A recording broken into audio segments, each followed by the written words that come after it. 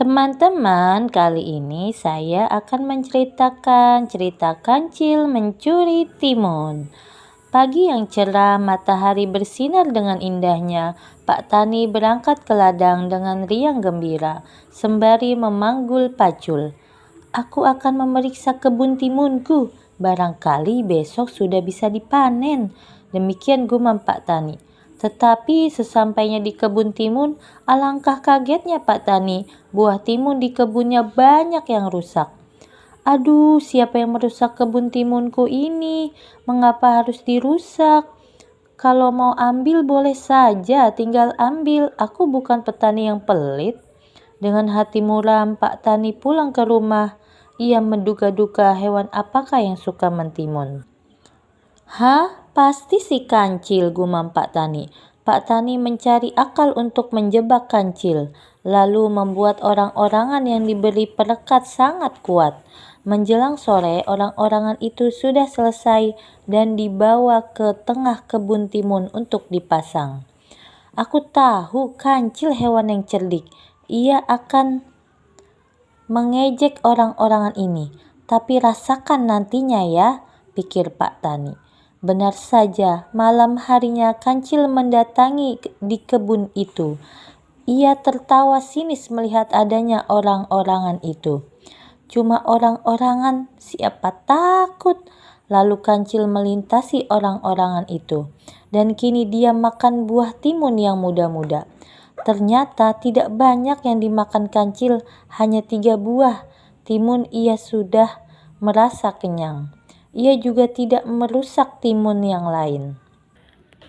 Puas makan timun, kancil lalu menghampiri orang-orangan. Sifat jahilnya kambuh. Ia pukul orang-orangan itu dengan kaki depannya. Aduh, kenapa kok melekat? Pakai kancil kaget. Hai orang-orangan jelek, lepaskan kakiku. Kalau tidak, kupukul lagi kau. Tentu saja orang-orangan itu hanya diam saja.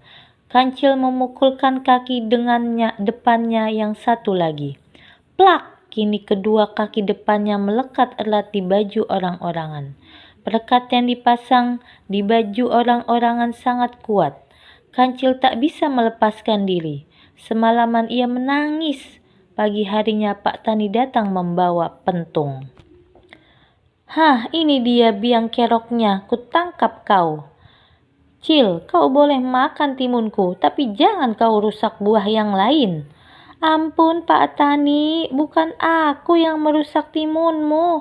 Aku cuma memakan 2 atau 3 buah saja kok. Pak Tani tak percaya omongan kancil. Ia ikat leher si kancil dan diseret pulang ke rumah. Di rumah Pak Tani, kancil diletakkan di dalam kurungan ayam. Batu ini cukup berat, tak mungkin kau bisa meloloskan diri. Aku akan pergi ke pasar untuk beli bumbu sate. Ampun Pak Tani, aku jangan disate, rengek si kancil. Pak Tani pergi ke pasar. Pada saat itu ada seekor anjing mendatangi kurungan si kancil. Cil, kenapa kau dikurung begitu? Tanya si anjing. Loh, apa kau tidak tahu anjing? Kancil balas bertanya. Katakan, ada apa Cil? Begini anjing, aku ini akan diambil menantu oleh Pak Tani. Makanya sekarang Pak Tani pergi ke pasar untuk membelikan baju dan makanan yang lezat-lezat untukku. Wah, kau enggak pantas Cil, tubuhmu kan kecil, lebih baik aku saja yang menggantikanmu jadi menantu Pak Tani. Oh, kok enak, sudah sana, pergilah anjing. Anjing tiba-tiba menggereng marah.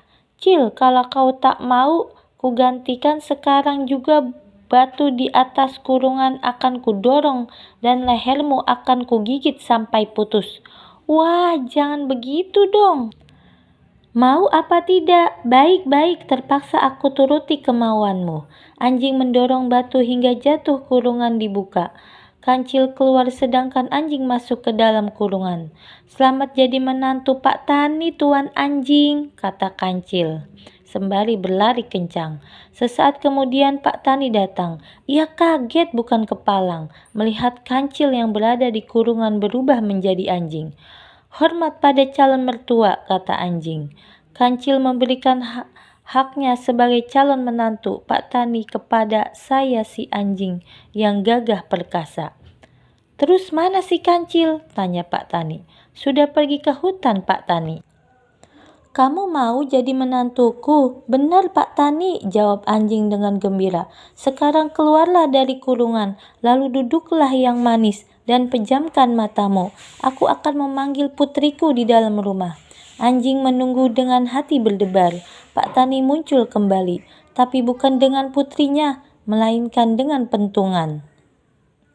Nih hadiah untukmu, teriak Pak Tani sembari memukul kepala dan punggung si anjing.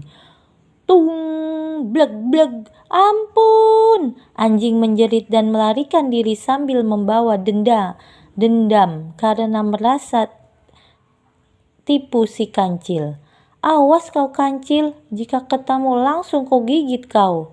Kancil sudah sedari tadi berlari kencang, namun karena jalannya lambat, maka dalam beberapa saat saja anjing sudah bisa menyusul di belakangnya.